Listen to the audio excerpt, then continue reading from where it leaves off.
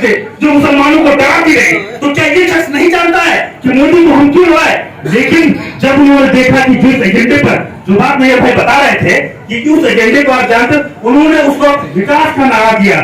जब आप देख लोगे मोदी आए, मोदी ने विकास का नारा दिया और विकास के नारे के साथ आधे से ज्यादा हिंदुस्तान जो करप्शन से परेशान थी, जो अन्ना हजारे के आंदोलन के पीछे लाखों की तादाद में जमा हो गई थी, उन सब लोगों ने देखा कि हमें हर हाल में गवर्नमेंट को हटानी है और ऑप्शन के तौर पर सिर्फ भाजपा दिखी तो हिंदुओं की एक बहुत बड़ी जमात उसको वोट कर दी। लेकिन उस मोदी को ये चाहते थे 2014 के बाद मोदी के सामने बैठाना, खड़े रहते और अमित शाह की जगह पर अमित शाह से बड़े वोट पकाए होते, लेकिन उन्होंने ये रास्ता नहीं चुना। उन्होंने देखा कि ये आगे चलकर हिंदुस्तान का नुकसान कर रहा है, मुसलमान या हिंदू का नुकसान नहीं कर रहा है। हिंदुस्तान को अगर हिंदू और मुसलमान से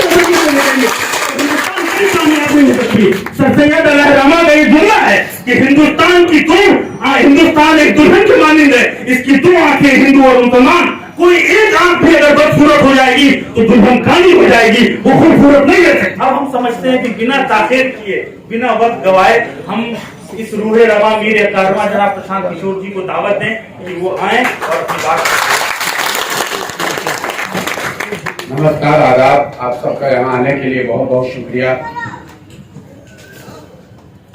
मेरा नाम प्रशांत किशोर है और मैं वही प्रशांत किशोर हूँ जिसने 2014 में नरेंद्र मोदी का अभियान इस देश में चलाया है। उस नजरिए से मुसलमान होने के नाते या भाजपा मोदी के विचारधारा के विरोधी होने के नाते फोटो यहाँ बना रिकॉर्ड हो रहा है, इससे ले लीजिएगा। आप इससे एक लाइन निकालिएगा, उसको डाल दीजिएगा सोशल मीडिया। हम आपको लोकसभा में क्या होने वाला है ये बताएंगे, आप उसको चला दीजिएगा, आप ही का नुकसान हो जाएगा। वीडियोस बंद कर दीजिए, आप फोटो ले लीजिए, वीडियो ये बना रहे हैं आपको दे देंगे, पूरा वीडियो ले जाइए, कोई दिक्कत नहीं। अगर आप मुसलमान होने के नाते आपको लगता है कि जिस आदमी ने नरेंद्र मोदी का अभियान चलाया है, जिस आदमी ने मोदी जी को वहां पहुंचाने में अपना कंधा लगाया है, उस आदमी के साथ कैसे विश्वास करें, उस आदमी के साथ कैसे चले, तो ये बिल्कुल आपकी वास्तविक सोच है। आपको हमारे साथ बिल्कुल नहीं चलना चाहिए। हमने मोदी को बनाया नहीं है, लेकिन मोदी को वहां पहुंचने में हमने कंधा जरूर लगाया है।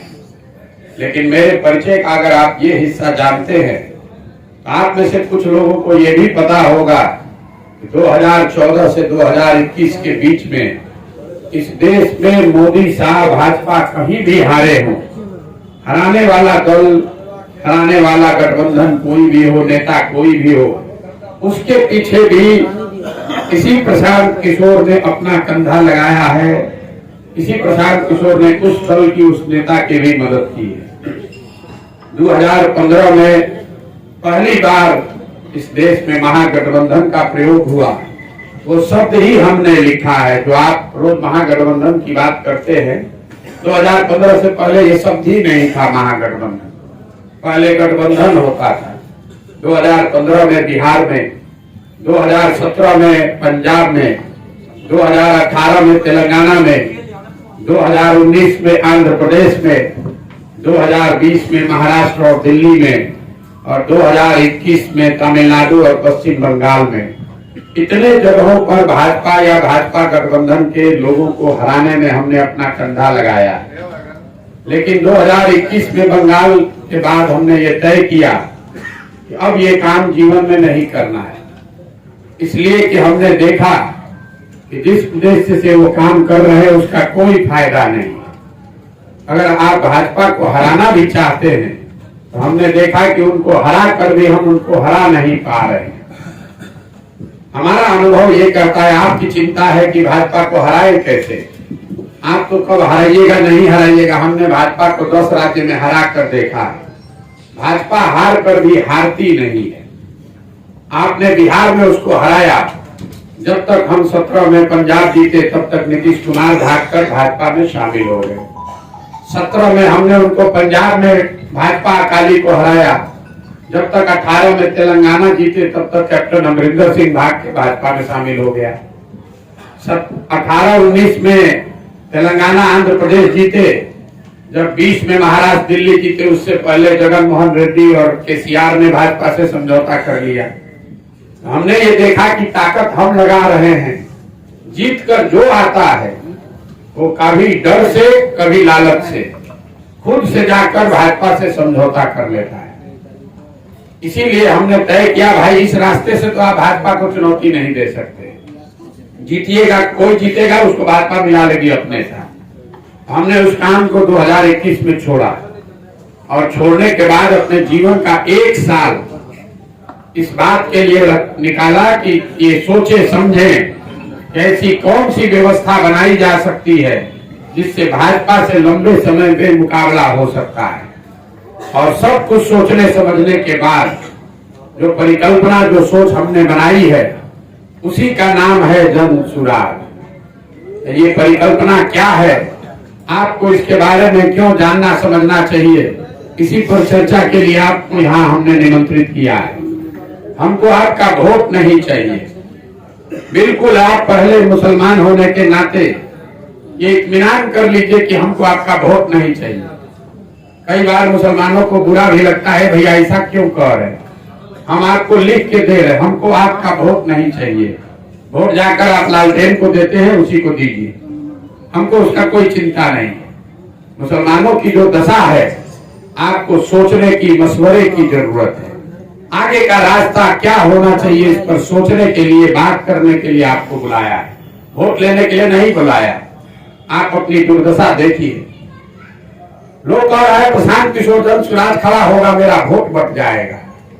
अभी तक आप ये भी नहीं पूछ रहे हैं कि भाई जब जन सुराज दल ही नहीं है, हम उम्मीदवार खड़ा ही नहीं किए, तो आपका वोट बटा कैसे। लेकिन मुसलमान घर में बैठ के डर रहा है कि अगर जन सुराज से जुड़ेंगे मेरा वोट बट जाएगा। ये आपकी राजनीतिक सलाहियत का नमूना है। मुसलमानों की दुर्दशा क्यों है ये बताने के लिए हाँ हम बैठे। हम किसी धर्म और जाति का बैठक नहीं करते हैं जन सुराज में, लेकिन प्रखंड में एक मौका एक अवसर हमने अपने साथियों को कहने पर मुसलमानों के लिए कर रखा है, क्योंकि ये आपके लिए कुछ जो बात हम कहेंगे वो इतनी कड़वी है कि वो हिंदुओं के साथ बैठकर आपको सुनना अच्छा नहीं लगेगा। ज्यादातर मुसलमान खड़ा होकर कहता है कि भैया हम लोग अभी आपकी बात सुन रहे थे तकरीर, सब मुसलमान खड़ा होकर कहता है हम लोग की बड़ी दुर्दशा है, हम लोग जिसको साथ दिए सब हम लोग को धोखा दिया। हम आपको बता रहे हैं बिल्कुल ये गलत बात, कोई आपको धोखा नहीं दिया।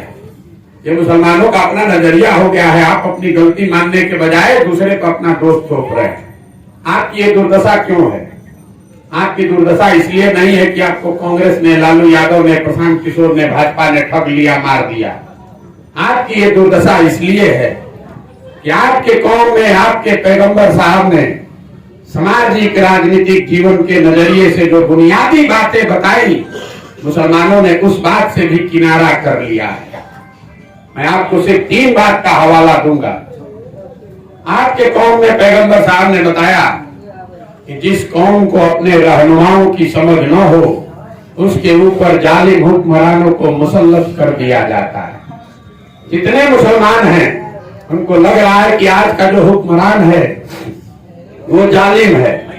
तो अगर आपके ऊपर जालिम हुक्मरान मुसल्लत किए गए हैं तो पैगंबर साहब की बात कही हुई गलत नहीं हो सकती। इसका मतलब है कि कहीं ना कहीं आपने अपने रहनुमाओं को छूटने में गलत की है।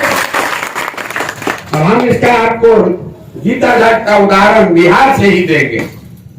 हम आज नीतीश के विरोध में खड़े हैं। ये नीतीश कुमार 2005 से लेकर 2014 तक यहाँ जब वो मुख्यमंत्री रहे, उन्होंने मुसलमानों के साथ कोई दगा नहीं किया। मुसलमानों के लिए नीतीश कुमार ने कोई गलत काम नहीं किया। भागलपुर के दंगों के अपराधियों को सबसे पहले सजा नीतीश कुमार ने दिलवाई।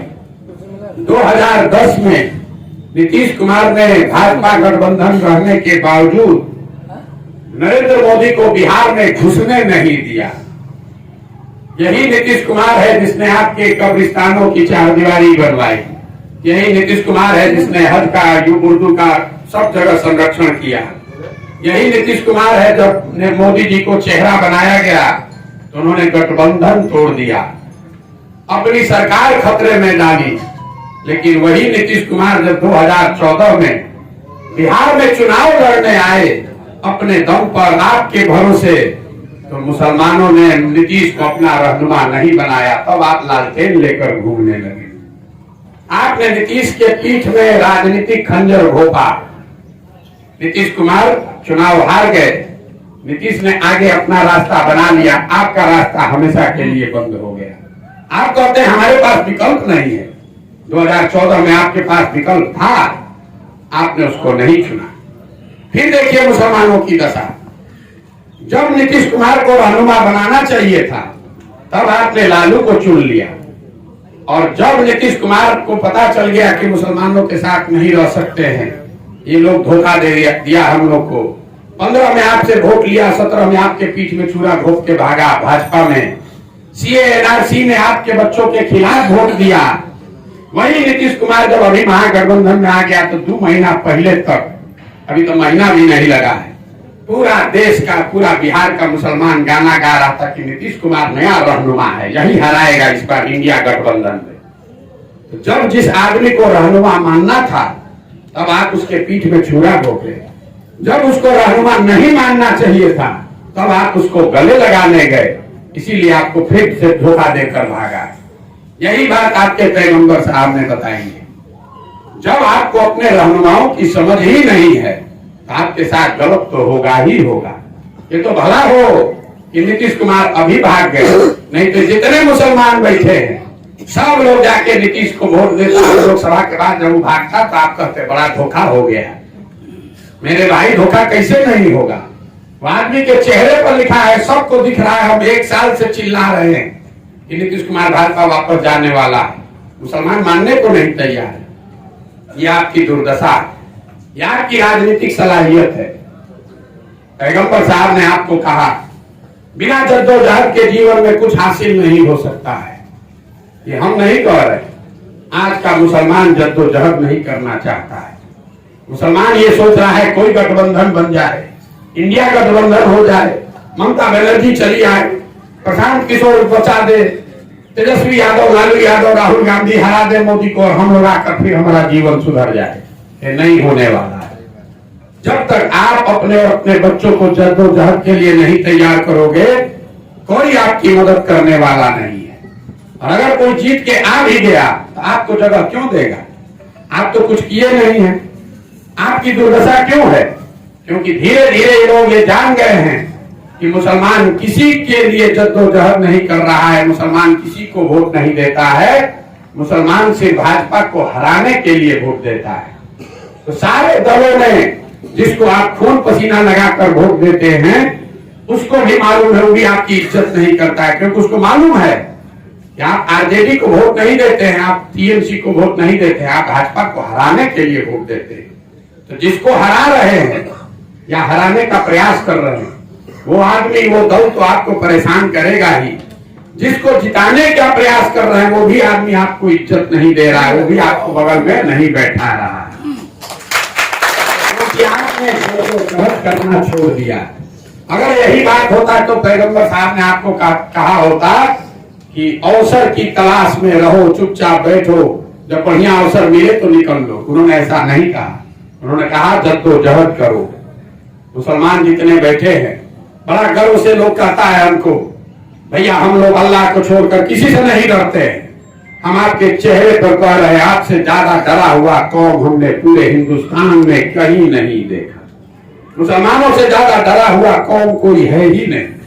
आपको इतना डर लगता है भाजपा का, कोई नाम ले ले भाजपा का कि भाजपा आने वाली है, तो भाजपा के डर से आप लुटेरा, बदमाश, गुंडा, डकैत, जिन लोगों ने आपके बच्चों का हक मारा है उसको भी आप वोट देने को तैयार हैं भाजपा के डर से। 5 वर्ष मुसलमानों को चिंता बहुत है, चिंतन नहीं है। 5 वर्ष बैठ के सोचता है कैसे भाजपा हारेगा, कैसे भाजपा हारेगा। और जब चुनाव आएगा जो दिखा भाजपा को हराते हुए, वो सही हो, गलत हो, अच्छा हो, खराब हो, चोर हो, बदमाश हो, उसी के ट्रेन पर बैठ गया। और फिर आगे गए, एक्सीडेंट हुआ, ठगाए, तो फिर आए कहे भैया हमके साथ तो धोखा हो गया। अरे मेरे भाई, आपने किसी का साथ चुना कहाँ, किसी को समझा कहाँ?